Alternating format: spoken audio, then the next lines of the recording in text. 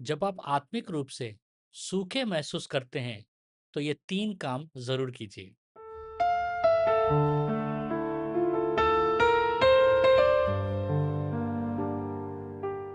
Video को अंत तक ज़रूर देखिएगा क्योंकि मैं एक सवाल पूछूंगा और पहले 3 सही जवाब देने वालों में से 2 जन को मेरा किताब इनाम में मिलेगा और किताब बाय पोस्ट आएगा।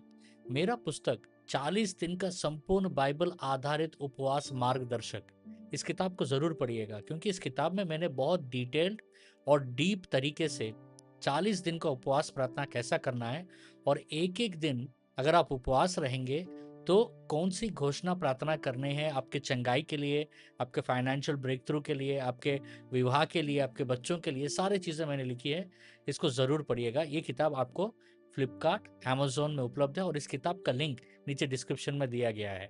क्या आप प्रार्थना करते हैं लेकिन कुछ महसूस नहीं होता? क्या बाइबल पढ़ते हैं लेकिन दिल खाली लगता है? क्या यह संभव है कि आप परमेश्वर के साथ हैं, फिर भी अंदर से सूखे महसूस कर रहे हैं?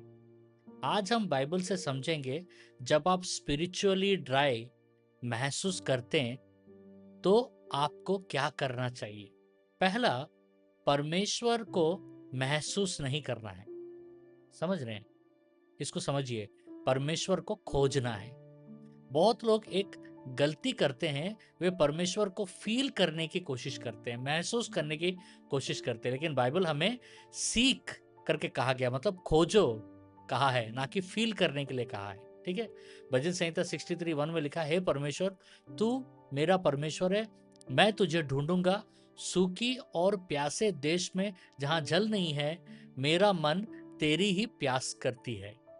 ध्यान दीजिएगा, दाऊद सूखे स्थान में था, फिर भी उसने कहा मैं तुझे ढूंढूंगा, आई विल सीक यू।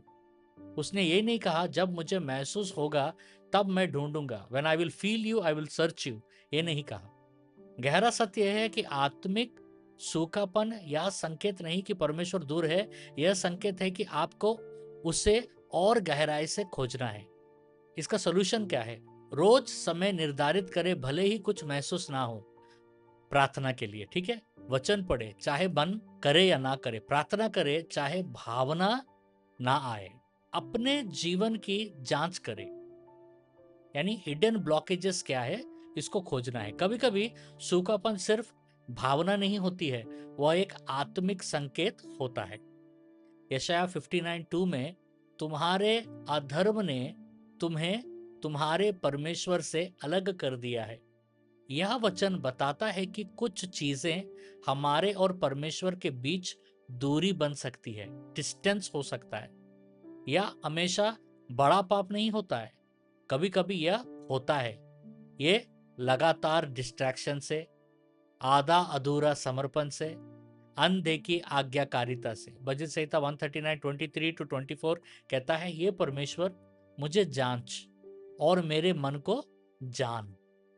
गहरा सत्य यह है, सूखापन अक्सर यह दिखाता है कि कुछ अंदर ठीक नहीं है और इसका सलूशन है कि परमेश्वर से पूछे। ठीक है, परमेश्वर से पूछे मेरे अंदर क्या बदलना चाहिए। जो दिखे उसे तुरंत ठीक करे, जो परमेश्वर आपको दिखा रहे उसे तुरंत ठीक करे। डिलेड ओबीडियंस, देरी ना करे, डिलेड ओबीडियंस को हटाइए। आत्मिक अनुशासन बनाए रखिए, कंसिस्टेंसी को बनाए रखना है, इमोशन नहीं। इमोशन के ऊपर में कंसिस्टेंसी बनाना है। बहुत लोग तब ही चलते हैं जब उन्हें अच्छा लगता है, लेकिन आत्मिक जीवन इमोशन या भावना बेस्ड नहीं है, यह डिसिप्लिन बेस्ड है, अनुशासन से आता है। गलतियों का 6:9 में लिखा है, भलाई करते हुए हम हियाव ना छोड़े। ठीक है, इसका मतलब है जब कुछ महसूस ना हो तब भी चलते रहना है, चलते रहना है और चलते रहना है। प्रभु यीशु ने भी हमेशा भावना के आधार पर काम नहीं किया, उन्होंने आज्ञाकारिता के आधार पर काम किया है। गहरा सत्य यह है कि सूखापन अक्सर एक टेस्ट ऑफ कंसिस्टेंसी होता है कि हम निरंतर है कि नहीं। ठीक है, और इसका सोल्यूशन है कि रोज का रूटीन बनाए रखिए।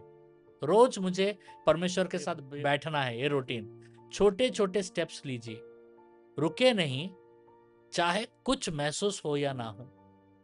और सबसे गहरा निष्कर्ष ये है आत्मिक सूखापन फेलियर नहीं है, हार नहीं है, या एक सीजन है आपके जीवन में।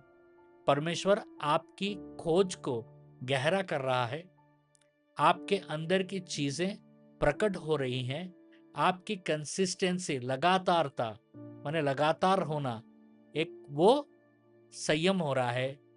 अगर आप इस समय में टिके रहें तो यह सीजन आपको मजबूत बनाएगा।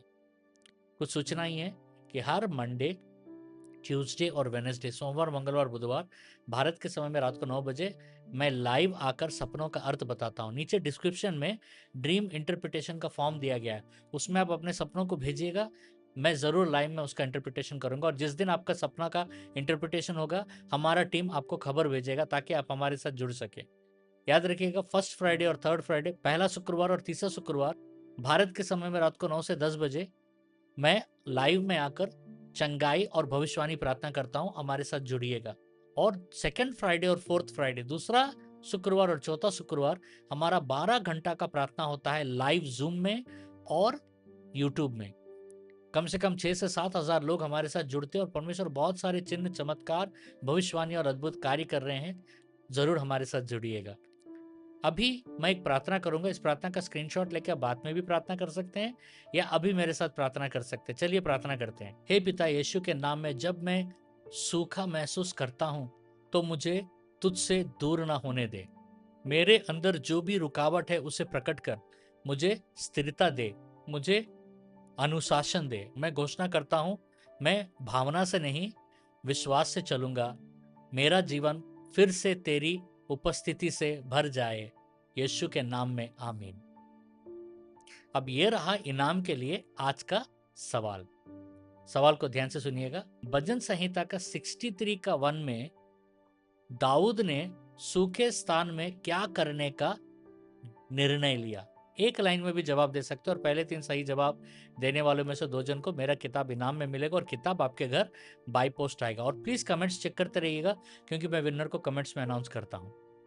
अगर आपका कोई प्रेयर रिक्वेस्ट है तो प्लीज नीचे डिस्क्रिप्शन में प्रेयर रिक्वेस्ट फॉर्म दिया गया है, उसमें अपनी प्रार्थना को जरूर भेजिएगा, क्योंकि हमारा बहुत बड़ा टीम है, वो आपके लिए प्रार्थना करेंगे। और जिस रिक्वेस्ट को आपने भेजा है, वो लीडर जब आपके लिए उस रिक्वेस्ट को लेकर प्रार्थना करेंगे तो उस प्रार्थना को आपको वॉइस मैसेज के द्वारा आपको भेजा जाएगा।